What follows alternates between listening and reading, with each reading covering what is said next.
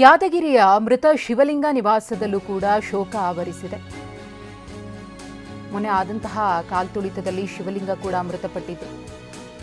ಹೊನಕೇರ ಗ್ರಾಮದ ಶಿವಲಿಂಗನನ್ನ ನೆನೆದು ಪೋಷಕರು ಕಣ್ಣೀರನ್ನ ಹಾಕ್ತಿದ್ದಾರೆ. ಶಿವಲಿಂಗನಿಗೆ ಕ್ರಿಕೆಟ್ ಅಂದ್ರೆ ಪಂಚಪ್ರಾಣ, ಅದರಲ್ಲೂ ಕೊಹ್ಲಿ ಅಂದ್ರೆ ಬಹಳ ಇಷ್ಟ. ಕೊಹ್ಲಿ ನೋಡೋದಕ್ಕೆ ಹೋಗಿ ಆತ ಕಣ್ಮುಚ್ಚಿದ್ದಾನೆ. ಸರ್ಕಾರದ ನಿರ್ಲಕ್ಷ್ಯದಿಂದಲೇ ನನ್ನ ಮಗನ ಸಾವಾಗಿದೆ, ಬಡವರ ಮಕ್ಕಳು ಅಂತ ಸರ್ಕಾರ ನಿರ್ಲಕ್ಷ್ಯ ಮಾಡಿದೆ ಅಂತ ಹೇಳಿ ಶಿವಲಿಂಗನ ಕುಟುಂಬಸ್ಥರು ಕಣ್ಣೀರನ್ನ ಹಾಕ್ತಿದ್ದಾರೆ. ಶಿವಲಿಂಗನಿಗೆ ಕ್ರಿಕೆಟ್ ಅಂದರೆ ಹುಚ್ಚು ಪ್ರೀತಿ, ಅದರಲ್ಲೂ ವಿರಾಟ್ ಕೊಹ್ಲಿ ಅಂದರೆ ಅಚ್ಚುಮೆಚ್ಚು. ಆ ಪ್ರೀತಿನೇ ಇವತ್ತು ಶಿವಲಿಂಗನನ್ನ ಬಲಿ ತಗೊಂಡಿದೆ. RCB 18 ವರ್ಷಗಳ ಬಳಿಕ ಕಪ್ ಗೆದ್ದಿದೆ. ವಿರಾಟ್ ಕೊಹ್ಲಿ ಕನಸು ಕೂಡ ನನಸಾಗಿದೆ, ನಮ್ಮ ಕನಸು ಕೂಡ ನನಸಾಗಿದೆ.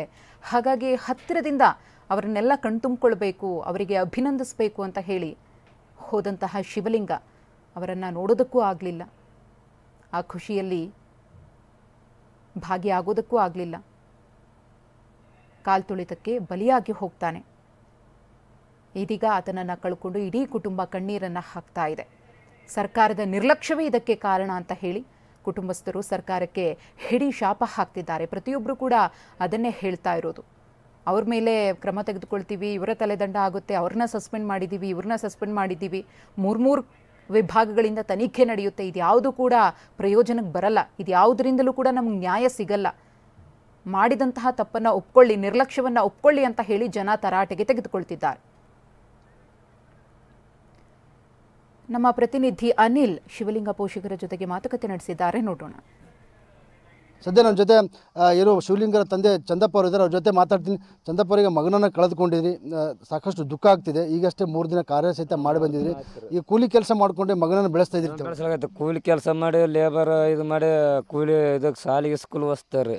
ಈ ವರ್ಷ ಕಾಲೇಜಿಗೆ ಹೋಯ್ತಪ್ಪ, ನನಗೆ ಸ್ವಲ್ಪ ದುಡ್ಡು ಬೇಕು, ಆಯ್ತಪ್ಪ ಓದು, ಹುಷಾರಾಗ ದುಡ್ಡು ಕೊಡ್ತಾ ಇಲ್ಲ, ಸಾಲ ಮಾಡಿನೋ ಕೊಡ್ತಪ್ಪ, ನಿನಗೆ ಹುಷಾರಾಗಪ್ಪ, ಆಯ್ತಪ್ಪ ಓದ್ತಿ, ನನ್ನ ಕೆಲಸನ ಮಾಡ್ತಪ್ಪ, ಈ ಕಡೆ ಕಾಲೇಜಿನ ಓದ್ತಪ್ಪ ಅಂದ. ಆಯ್ತು ನೀನು ಇಷ್ಟ ಓದು ಅಂತೇಳಿ ನನಗೆ ಧೈರ್ಯ ಕೊಟ್ಟು, ಅಪ್ಪ ಏನು ಅನ್ಸ್ಬೇಡ, ನಾನು ದುಡ್ತಿ, ಸಾಲ ಕಟ್ಟಮ್ಮ ಅಂತ ಹೇಳಿ ಮಗ ಇವತ್ತು ಕ್ರಿಕೆಟ್ ಹೋಗೋ ಮುಂದಾಗ ಯಾರಿಗೆ ಫೋನ್ ಮಾಡಿಲ್ಲ ಸರ್. 11:30 ಮನೇಲಿದ್ದ, ಹೋಗಲ್ಲಪ್ಪ ಅಂದ. ನಾ ಬೇರೆ ಕಡೆ ಕೆಲಸ ಇತ್ತು, ಬಿಲ್ಡಿಂಗ್ ಪಕ್ಕದಲ್ಲಿ ಸ್ವಲ್ಪ ದೂರ ಹೋಗಿದ್ದೀವಿ ರೀ. ಹೋಗಿ ಫೋನ್ ಮಾಡಿದೆ, ಹೋಗಲ್ಲಪ್ಪ ಅಂದ. 1 ಗಂಟೆ ಹೋಗಿ ಮತ್ತೆ ಬಸ್ ಸ್ಟ್ಯಾಂಡ್ಗೆ ಹೋಗಿ ಮತ್ತೆ ಬಂದು 1:15 ಎದ್ದು ಏನ್ರಿ ಮನೆಯಾಗ ಯಾರು ಫೋನ್ ಮಾಡಿದ್ರೆ ಗೊತ್ತಿಲ್ಲ, ಫ್ರೆಂಡ್ ಮಾಡ್ರೆ ಏನಕೈತೆ ಹೋಗ್ಬಿಟ್ಟಾನ 1 ಗಂಟೆಗೆ. ಅಮ್ಮ ಈಗ ಕ್ರಿಕೆಟ್ ಅಂದರೆ ಭಾಳ ಹುಚ್ಚಿತ್ತು, ವಿರಾಟ್ ಕೊಹ್ಲಿ ಆಗ್ಬೇಕಂತೇಳಿ ಮನೆಯಲ್ಲೆಲ್ಲ ವಿರಾಟ್ ಕೊಹ್ಲಿ ಫೋಟೋಗಳು ಟಿ ಶರ್ಟ್ಗಳೆಲ್ಲ ಇಟ್ಟಿದೆ ಎಲ್ಲ ಸರ್, ಎಲ್ಲ ಬಟ್ಟೆ ಪಿಟ್ಟೆ ವಿರಾಟ್ ಕೊಹ್ಲಿ ಅವ ಸರ್. ವಿರಾಟ್ ಕೊಹ್ಲಿ ಏನು ಕೊಟ್ಟ ಸರ್, ನನ್ನ ಮಗನ ಜೀವ ತಗೊಂಡ ಸರ್. ನನ್ನ ಮಗನಿಗೆ ಭಾಳ ಕನಸಿತ್ತು ಸರ್. ಕನಸಿದ್ದು ಕೇಸಿ ಏನು ಮಾಡಿದ್ರಿ ಸರ್, ನೀವು ಏನು ಮಾಡಿದ್ರಿ, ಸರ್ಕಾರದ್ದು ಏನು ಮಾಡಿದ್ರಿ ಹೇಳಿ ನನ್ನ ಮಗನಿಗೆ. ಸರ್ಕಾರದ್ದು ಏನು ಮಾಡಿಲ್ಲ ಸರ್. ಸಹಾಯ ಏನು ಮಾಡಿದ್ರಿ ಮಕ್ಕಳಿಗೆ, ಏನು ಸಹಾಯ ಮಾಡಿಲ್ಲ ಸರ್. ಮಕ್ಕಳು ಜೀವ ತೊಗೊಂಡಿರಿ ನೋಡಿ ಸರ್. ನೀವು ಯಾರನ್ನು ಕಾಪಾಡಿದಿರ ಮಕ್ಕಳಿಗೆ? ಯಾರು ಕಾಪಾಡಲಿಲ್ಲ ಸರ್. ನಾವು ಬಡವರು ಫುಲ್ಲು, ನಮ್ಮ ಜಮೀನಿಲ್ಲ, ಹೊಲ ಇಲ್ಲ, ಇರ್ಲಾಕ ಜಾಗ ಇಲ್ಲ ಸರ್. ನಾವು ಬೇರೆ ಊರಾಗ ಹೋಗಿ ಕೇಸಿ ಮಣ್ಣು ಮಾಡಿ ಬಂದೀವಿ ಸರ್. ನಾವು ಬೇರೆ ಊರಾಗ ನಮ್ಮ ಅಮ್ಮನ ತಾಯಿ ಮನೆಯಾಗ ಹೋಗಿ ಮಾಡಿ ಬಂದೀವಿ. ಇಲ್ಲಿ ಜಮೀನಿಲ್ಲ ಸರ್, ನಮ್ಮ ಮಕ್ಕಳನ್ನ ಎಲ್ಲಿಡ್ಬೇಕು ಹೇಳು? ನಾವು ಬಡವರು ದುಡ್ಕತಿಲ್ಲಕ್ಕೆ ಬಂದೀವಿ ಸರ್. ಇದ್ದದೊಂದು ಸ್ವಲ್ಪ ಮನೆ ಐತೆ. ಈಗ ಅವರು ಈಗ ಅವ್ರ ಖುಷಿ ಸಲುವಾಗಿ ಏನು ಕಪ್ಪ ಗೆದ್ದಾರೆ ಅಂತ ಅವ್ರ ಖುಷಿ ಸಲುವಾಗಿ ಮೆರವಣಿಗೆ ಮಾಡಿದ್ರಿ, ಏನೋ ಮಾಡಿದ್ರಿ. ಬಟ್ ಅವ್ರ ಖುಷಿ ಸಲುವಾಗಿ ನಿಮ್ಮ ಮಕ್ಕಳು ಕಳ್ಕೊಳ್ಬೇಕೈತಲ್ಲ. ನಮಗೇನು ಬಂತು ಅಲ್ಲ ಸರ್, ನಿಮ್ಮ ಖುಷಿ ಸಲುವಾಗಿ ನಮ್ಮ ಮಕ್ಕಳು ಕಳ್ಕೊಂಡಂಗೆ ಆಯ್ತು ಸರ್. ನಮಗೇನು ಬಂತು ಹೇಳು? ನಮ್ಮ ಮಕ್ಕಳು ಕಳ್ಕೊಂಡೀವಿ, ನಾವು ದುಡ್ಲಾಕ ಬಂದೀವಿ ಬಡವರು. ನಾವೇನು ತಂದೀವಿ ಮಗನ ಹೆಣ ತಂದೀವಿ ಸರ್. ನಾವು ಊರಿಗೆ ಏನು ತಂದೀವಿ ಹೇಳು? ನಾವೇನು ತರಲಿಲ್ಲ, ಹೆಣ ತಂದೀವಿ. ವಿರಾಟ್ ಕೊಹ್ಲಿ ಅಂದ್ರೆ ಅಷ್ಟು ಇಷ್ಟ ಸರ್ ಅವನಿಗೆ. 5 ವರ್ಷದ ಮಗಲಿಂದ 17 ವರ್ಷದ ಮಗ ಆದ್ರೆ ವಿರಾಟ್ ಕೊಹ್ಲಿ ಅಂತಿದ್ದ ಸರ್.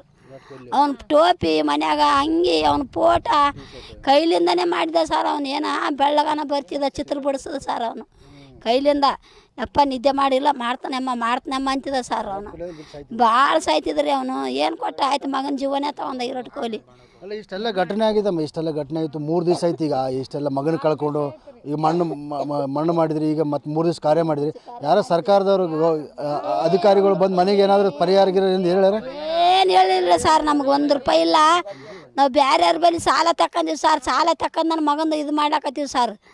ಬೇರೆಯವರು ರೈತರ ಬೈಲಿ ಹೋಗಿ ಕೇಸ್ ಇದು ಮಾಡಿದ್ರೆ ಸರ್ ನಮ್ಗೆ ಏನಾರು ಪರಿಹಾರನೇ ಇಲ್ಲಲ್ಲ ಸರ್ ನಮ್ದು ಏನು ಯಾರು ಬಂದು ಮಾತಾಡಿಸಿಲ್ಲ ಸರ್ ನಾವು ರೈತರ ಬೈಲಿ ಇದು ಮಾಡಿವಿ ಸರ್ ಇಲ್ಲಿ ಊರಾಗ ಸಾಲ ತೊಗೊಂಡು ಕೇಸಿ ಅಂತ ಕಾರಣ ಮಾಡಿವಿ ಸರ್ 3 ದಿನದ ಕಾರ್ಯ ನಾಳೆಗೆ ಐತೆ ಸರ್ ನಾಳೆಗೆ ಮಾಡ್ಬೇಕಂದ್ರೆ ಏನಿಲ್ಲ ನಾಳೆಗೆ ಒಂದು ಐತಲ್ಲ ದುಡ್ಡು ಓಮ್ ಸುಡಿಸ್ಬೇಕಂತಾರೆ ಸರ್ ಚಿಕ್ಕ ಮಗ ಇದಾಗೆ ನಾವು ಓಮ್ ಸುಡಿಸ್ಬೇಕಂತಾರೆ ನಮ್ಗೆ ಅದು ಮಾಡ್ಬೇಕಂದ್ರೆ ಏನಿಲ್ಲ ನಾವು ಸುಮ್ಮನೆ ಕುಂತೀವಿ ದಿಕ್ಕು ತಪ್ಪೇ ಸರ್ ನಾವು ಮಗನೇ ಹೋಗ್ಯಾನ ಸರ್ ನಮ್ಗೆ. ಇದು ಶಿವಲಿಂಗ ಅವರ ತಾಯಿ ಹೇಳುವಂಥ ಮಾತಾಗಿದೆ. ಅಂದರೆ ಸರ್ಕಾರದ ಪ್ರತಿನಿಧಿಗಳು ಯಾರು ಕೂಡ ಬಂದು ಮನೆಗೆ ಮಾತಾಡಿಸುವಂಥ ಕೆಲಸ ಮಾಡಿಲ್ಲ, ಜೊತೆಗೆ ಪರಿಹಾರದ ಭರವಸೆ ಸಹಿತ ಇನ್ನುವರೆಗೆ ಕೊಟ್ಟಿಲ್ಲ. ಆದರೆ ಈಗ ಅಂತ್ಯಕ್ರಿಯೆ ಆಯಿತು, ಈಗ ಅಂತ್ಯಕ್ರಿಯೆ ಆದ ನಂತರ 3 ದಿನ ಕಾರ್ಯ ಸಹಿತ ನಾವು ಬೇರೆಯವ್ರ ಹತ್ರ ಸಾಲ ತೊಗೊಂಡು ಬಂದು 3 ದಿವಸ ಕಾರ್ಯ ಮಾಡಿದ್ವಿ. ಮತ್ತು ನಾಳೆ ಮತ್ತು ನಾಡಿದ್ದು ಮತ್ತು ಬೇರೆ ಬೇರೆ ಕಾರ್ಯಕ್ರಮಗಳು ಮಾಡಬೇಕು, ಅದಕ್ಕೂ ಸಹಿತ ದುಡ್ಡಿಲ್ಲ ಅನ್ನೋ ಮಾತನ್ನು ಸಹಿತ ಹೇಳ್ತಿದ್ದಾರೆ. ಕ್ಯಾಮ್ರಾಮನ್ ಶಿವಶಂಕರ್ ಜೊತೆ ಅಮೀನ್, TV9 ಯಾದಗಿರಿ.